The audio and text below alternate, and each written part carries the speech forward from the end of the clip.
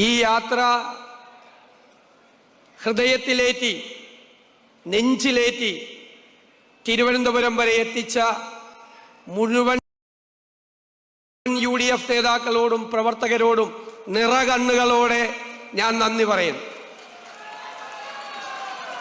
നമ്മൾ ആരംഭിച്ചപ്പോൾ പ്രതീക്ഷിച്ചതിൻ്റെ എത്രയോ മടങ്ങ് ജനക്കൂട്ടമാണ് ചെറുപ്പക്കാരും സ്ത്രീകളും അടക്കമുള്ള വൻ ജനാവലി ഈ യാത്രയെ അവരുടെ യാത്രയാക്കി മാറ്റിയത്. ഈ യാത്രയ്ക്ക് ചില സവിശേഷതകൾ ഉണ്ടായിരുന്നു. നമ്മൾ കഴിഞ്ഞ 10 വർഷക്കാലമായി കേരളം ഭരിക്കുന്ന ഈ ഗവൺമെന്റിനെതിരായിട്ടുള്ള കുറ്റപത്രം ജനങ്ങളുടെ മുന്നിൽ സമർപ്പിച്ചു. പക്ഷേ അവിടെ മാത്രം നമ്മൾ ഒതുങ്ങി നിന്നില്ല. നമ്മളിനി പ്രതിപക്ഷം മാത്രമല്ല, ഞാൻ ആവർത്തിച്ചു പറഞ്ഞതുപോലെ അധികാരത്തിലേക്ക് വരാൻ പോകുന്ന മുന്നണി കൂടിയാണ്.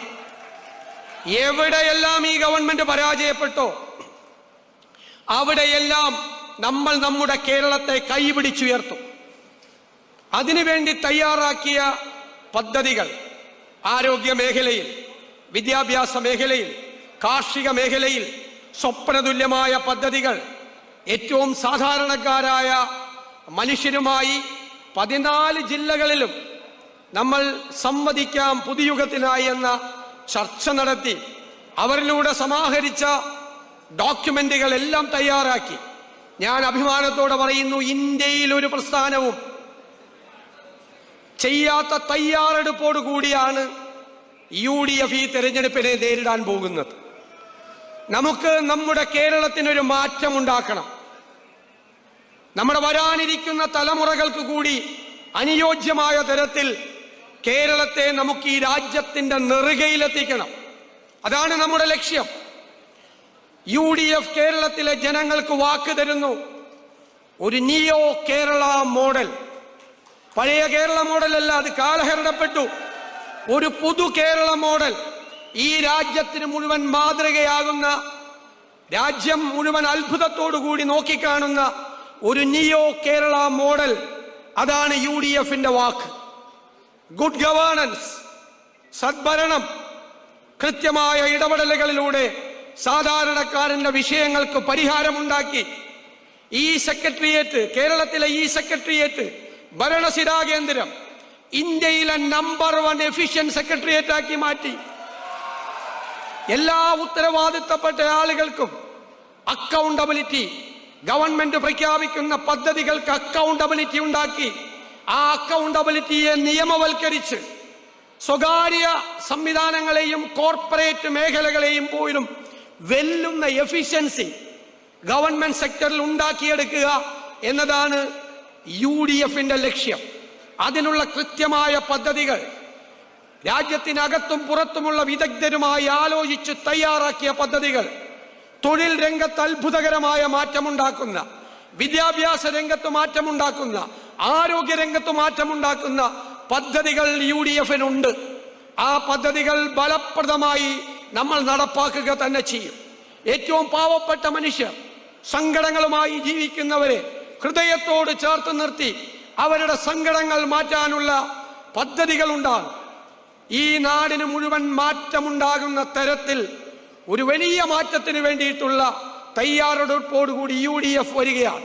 ഞാൻ ദീർഘിപ്പിക്കുന്നില്ല. ഈ ജാഥയിൽ എന്നോടൊപ്പം പങ്കെടുത്ത മുഴുവൻ അംഗങ്ങളെയും ഞാൻ പ്രത്യേകമായി അവരോട് നന്ദി പറയുന്നു. കാരണം അവരെല്ലാം കഷ്ടപ്പെട്ട് അതിൻ്റെ കൂടെ ഉണ്ടായിരുന്നു. എല്ലാ സ്ഥലങ്ങളിലും ഇത് മനോഹരമായി, അതിമനോഹരമായി സംഘടിപ്പിച്ച, നിങ്ങൾക്കറിയാം, കണ്ണൂരിലെ പാർട്ടി ഗ്രാമങ്ങളിൽ പോലും എല്ലാവരെയും അത്ഭുതപ്പെടുത്തിക്കൊണ്ട് നടത്തിയ ആൾക്കൂട്ടം, അതിൻ്റെ സംഘാടന മികവ്, അതെല്ലാം നിങ്ങളുടേതാണ്.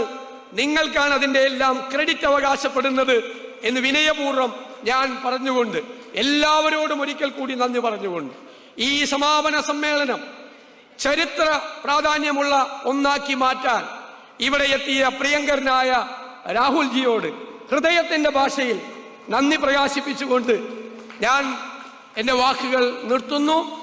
പോരാളികളെ പോലെ നമ്മളെല്ലാവരും, വേദിയിൽ ഇരിക്കുന്നവരും നിങ്ങളും, ഇന്നു മുതൽ ഞാൻ നിങ്ങളോട് പറയുന്നു, നമ്മുടെ UDF ആവർത്തിച്ചു പറയാറുള്ളത് പോലെ വെറും UDF അല്ല, ടീം UDF. നമ്മളെല്ലാ ഉപതെരഞ്ഞെടുപ്പുകളിലും വൻപിച്ച ഭൂരിപക്ഷത്തിൽ വിജയിച്ചു.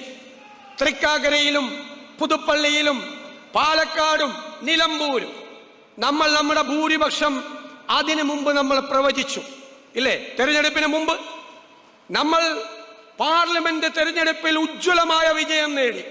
നമ്മൾ അതിനു മുമ്പ് എത്ര സീറ്റ് കിട്ടും എന്ന് നമ്മൾ പറഞ്ഞു. ഇവിടെ ലോക്കൽ ബോഡി തെരഞ്ഞെടുപ്പിൽ കഴിഞ്ഞ 30 വർഷക്കാലത്തെ ഏറ്റവും തിളക്കമാർന്ന വിജയം കിട്ടി. ആ വിജയവും നമ്മൾ പ്രവചിച്ചു. അതേ വഴിയിൽ അതിന്റെ ആത്മവിശ്വാസം നൽകിക്കൊണ്ട് ഞാൻ പറയുന്നു, ടീം UDF 100-ലധികം സീറ്റുമായി അധികാരത്തിലേക്ക് തിരിച്ചു വരും. അതിന്റെ ചുമതല മുഴുവൻ നിങ്ങളെ ഏൽപ്പിച്ചുകൊണ്ട് ഞാൻ എൻ്റെ വാക്കുകൾ നിർത്തുന്നു. നന്ദി.